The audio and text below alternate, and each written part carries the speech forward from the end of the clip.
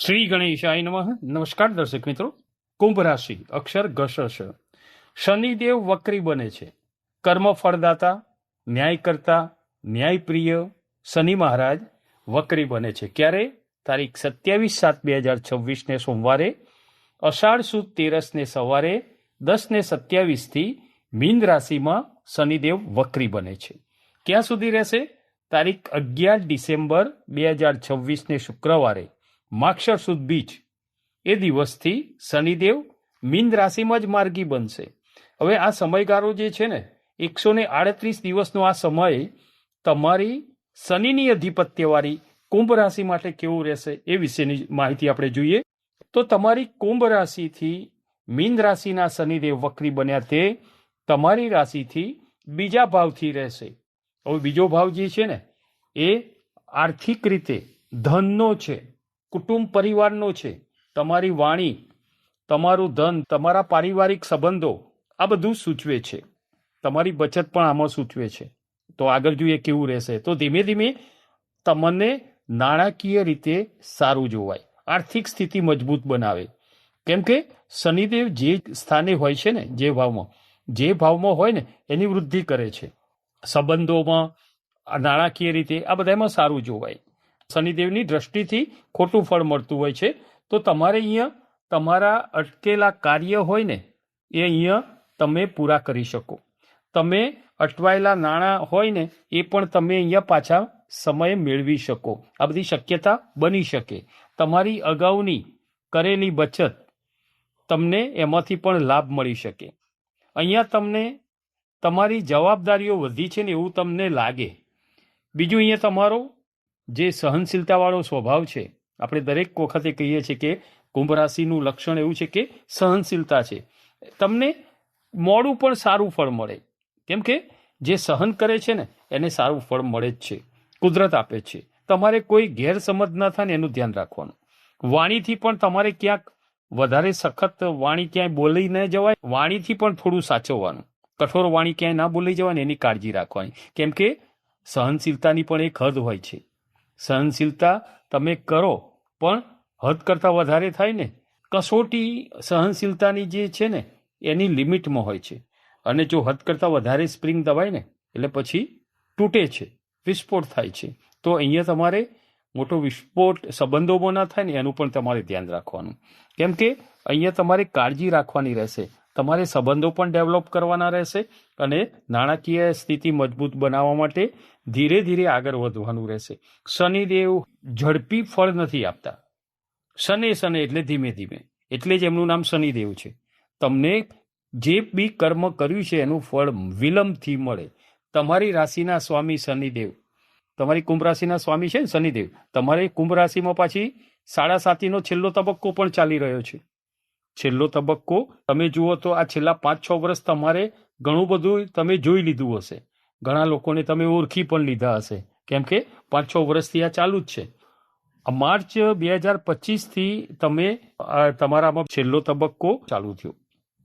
રાહુદેવ પણ તમારી કુંભ રાશિમાં છે. એટલે તમારે આરોગ્યની બાબતોમાં તો થોડું ધ્યાન રાખવાનું રહેશે.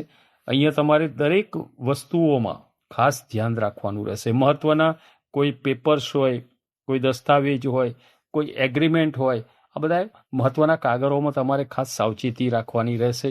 બીજું, શનિદેવની ત્રીજી દ્રષ્ટિ તમારી રાશિથી ચોથા ભાવથી રહેશે. ચોથો ભાવ જે છે ને, એ ઘર, જમીન, વાહન, આ બધાનું સુખ સૂચવે છે કે આ કેવું રહેશે. તો આ બધામાં તમને લાંબા ગાળે બધું સારું ફળ જોવાય, બધામાં વિલંબ જોવાય. અહીંયા તમારે લાંબા સમયે તમને તમારા આયોજન અને ધીરજથી સમયાંતરે સફળતા મળે. અહીંયા તમારા કામનું ભારણ વધે, વર્કલોડ વધી શકે. બીજું, એક પછી એક જવાબદારીઓ, એના લીધે માનસિક રીતે પણ ચિંતાઓ વધી શકે. અમુક વખતે તમારે આ સમયમાં કોઈ પણ કાર્યમાં ઉતાવળ કરવાની નથી. ધીરજની કસોટી અહીંયા થશે. ધીરજથી લાંબા સમયે તમને એમાં સફળતા મળશે. શનિદેવની 7મી દ્રષ્ટિ તમારી રાશિથી 8મા ભાવથી રહેશે.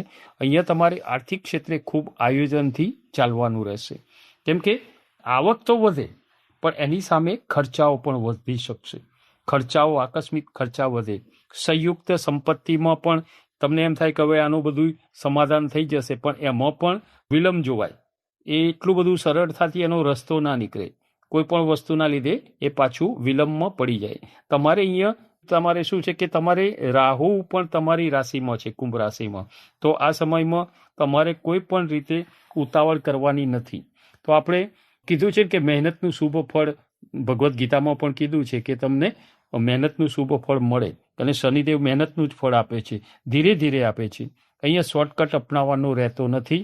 એટલે કે તમને ખાસ શેર સટ્ટા, કોઈ આકસ્મિક રીતે કોઈ એવું બેનિફિટ થાય એવી વાતોમાં આવી અને ખોટી રીતે ભરાઈ ના જવાય, ખોટા રોકાણ ના થાય, એનું તમારે ધ્યાન રાખવાનું. કેમ કે જ્યારે મહાદશા ચાલતી હોય છે ને, ત્યારે એક એક પગલું સમજી વિચારીને ચાલવું પડે છે. શનિદેવની 10મી દ્રષ્ટિ તમારી રાશિથી 11મા ભાવ પર રહેશે. 11મો ભાવ એ આવકનો છે. અહીંયા તમારે સારું છે. આવક એટલે કે તમને બેનિફિટ મળશે, લાભ મળશે. 11મો ભાવ છે ને એ બેનિફિટનો, લાભનો છે. ધીરે ધીરે જૂના તમારા જે અટકેલા લાભ હોય એ એક પછી એક મળતા તમે જોઈ શકો, એવું બની શકે. જૂની લેણ દેણ બાકી હોય એ પણ તમને પાછી મળતી હોય એવું તમે અનુભવી શકો કે ના, હવે ધીરે ધીરે પેન્ડિંગ જે વસ્તુ હતી એ સોર્ટ આઉટ થઈ રહી છે. અહીંયા તમને જે જૂના સંબંધો હોય ને એ પણ કામ લાગી શકે. અમુક ગેપ પડી ગઈ હોય સંબંધોમાં, એ સંબંધો પાછા તાજા થાય અને એમાંથી પણ તમે એમાંથી લાભ પણ મેળવી શકો.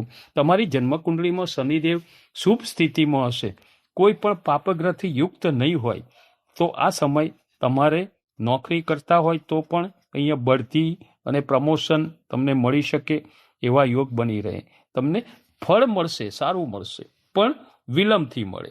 એટલે અમુક વાર કોઈ પણ કાર્યમાં વિલંબ થાય ને, મહેનત મજૂરી કરીએ પણ જલ્દી એનું ફળ ના મળે ને, એટલે અમુક વખતે એમ થાય કે આટલું બધી મહેનત કરી છતાં આપણને એનું જે વળતર મળવું જોઈએ, મહેનતનું ફળ, મહેનતનો લાભ મળવો જોઈએ, એ મળી શકતો નથી, એવું મનમાં થાય. એટલે તે મનથી હતાશ પણ થઈ જવાય. પણ એક વસ્તુ, શનિદેવ હંમેશા વિલંબથી ફળ આપે છે અને મહેનતનું ફળ આપે છે. હવે તમારે શનિદેવની કૃપા પ્રાપ્ત કરવી હોય તો વક્રી શનિદેવની કૃપા તમારે મેળવવી હોય તો તમારે વધુ સારું ફળ મેળવવા શું કરવાનું? તમારે હનુમાનજીને શરણે જવું પડે. તમને તો હનુમાન દાદા પ્રત્યે ભાવના વધારે જ હોય છે.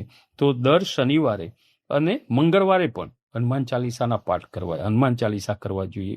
અને શનિદેવનો મંત્ર છે દર શનિવારે, ઓમ શમ શનિશ્ચરાય નમઃ, ઓમ શમ શનિશ્ચરાય નમઃ. આ મંત્રનો 108 વખત જાપ દર શનિવારે કરવો. બીજું, શનિદેવની પ્રિય વસ્તુ છે એનું દાન કરવું જોઈએ. કાળી વસ્તુ એમને બહુ પ્રિય છે, તો કાળા અડદ, કાળા તલ, કાળા વસ્ત્ર, આ બધું જરૂરિયાતવાળાને એ આપવું જોઈએ. એની સાથે દાન આપો ને તો દક્ષિણા પણ આપવી જોઈએ. ગાયને ઘાસચારો કરવો જોઈએ, કાગડાને પણ ખવડાવવું જોઈએ. બીજું, શનિદેવને માતા પ્રત્યે તમે ભાવ રાખો ને વધારે, તો શનિદેવ જે વ્યક્તિ માને સારી રીતે રિસ્પેક્ટ આપે છે, એની આજ્ઞાનું પાલન કરે છે ને, એના ઉપર શનિદેવ બહુ કૃપા કરે છે. તો અહીંયા તમારે માતાના આજ્ઞાનું પાલન કરવું, એમને સારું માન આપવું, અને એમને સારી રીતે તમે રાખશો તો શનિદેવની કૃપા તમારા પર વધારે બની રહેશે. તો આ હતું મીન રાશિમાં જે શનિદેવ વક્રી બન્યા છે એ તમારી શનિની જ અધિપત્યવાળી કુંભ રાશિ માટે કેવું ફળ આપનારા બની રહેશે એ વિશેની માહિતી. નમો નારાયણ.